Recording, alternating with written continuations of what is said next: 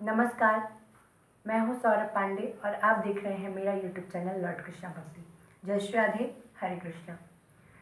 इस वीडियो में हम श्री रामचरितमानस का पाठ करने जा रहे हैं। इसके पिछले वीडियो में हमने दोहा संख्या 1 से दोहा संख्या 2 तक अध्ययन किया था।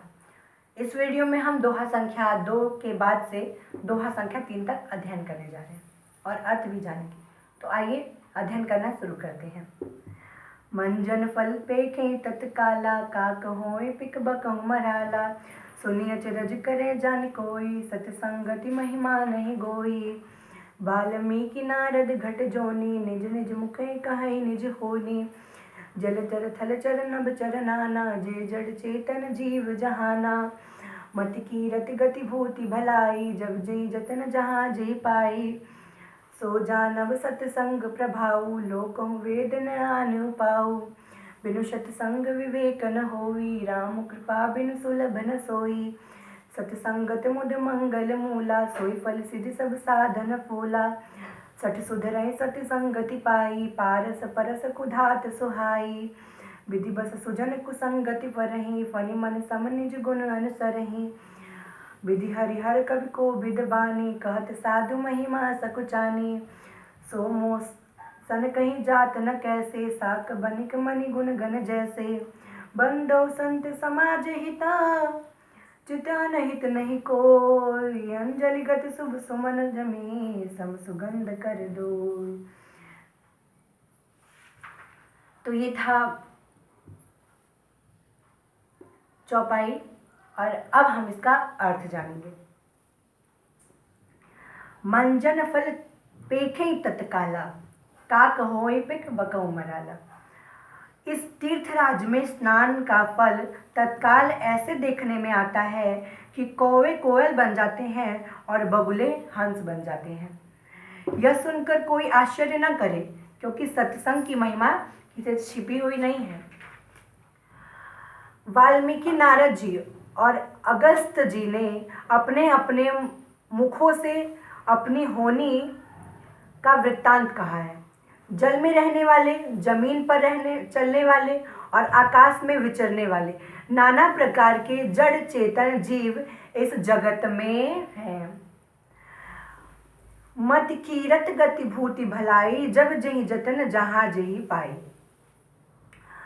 उनमें से जिसने जिस समय जहाँ कहीं भी किसी यत्न से बुद्धि, कीर्ति, सतगति, विभूति और ऐश्वर्य और भलाई पाई है, सो सब सत्संग का ही प्रभाव समझना चाहिए। वेदों में और लोकों में इनकी प्राप्तिता दूसरा कोई उपाय नहीं है। सत्संग के बिना विवेक नहीं होता और श्री राम जी की कृपा के बिना वह सत्संग सहज में ही हमें प्राप्त भी नहीं होता है।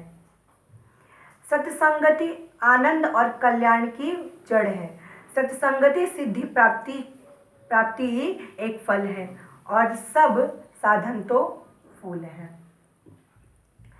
सठ सुधरै सत्संगति पाई, पारस परस कुधात सुहाई। दुष्ट भी सत्संगति पाकर सुधर जाते हैं। जैसे पारस के स्पर्श से लोहा सुहावना हो जाता है, किंतु देव योग से यदि कभी सज्जन कुसंगति में पड़ जाते हैं तो वे वहाँ भी सांप की मणि के समान अपने गुणों का अनुसरण ही करते हैं। अर्थात जिस प्रकार सांप का संसर्ग पाकर भी मणि उसके विषों को ग्रहण नहीं करती तथा अपने सहज गुण को, प्रकाश को नहीं छोड़ती, उसी प्रकार साधु पुरुष दुष्ट के संग में रहकर भी दूसरों को प्रकाश ही देते हैं। दुष्टों का उन पर कोई प्रभाव नहीं पड़ता है। हरिहर कवि कोविद बानी, कहत साधु महिमा सकुचानी। ब्रह्मा, विष्णु, शिव, कवि और पंडितों की वाणी भी संत महिमा का वर्णन करने में सकुचाती है। वह मुझसे किस प्रकार नहीं कही जाती, जैसे साग तरकारी बेचने वाले मणियों के गुण समूह को नहीं कहे जा सकते।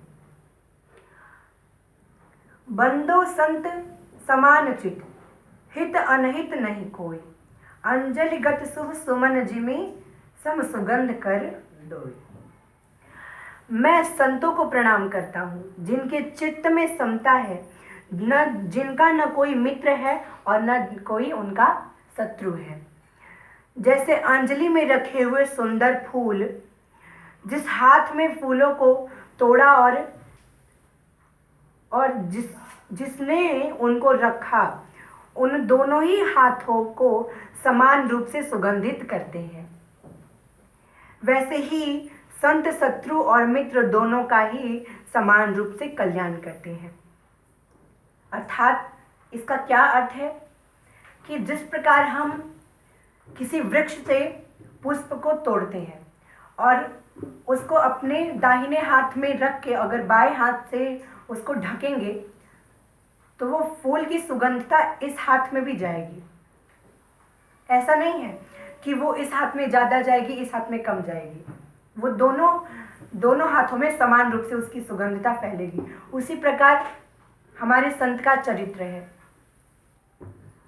वो जिससे भी मिल जाए, जो कुसंगति में पड़ा हुआ इंसान वह भी सुधर जाता है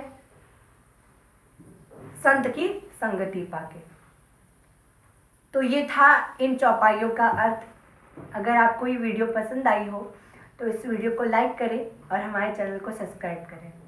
मिलते हैं नेक्स्ट वीडियो में, तब तक के लिए जय श्री राम।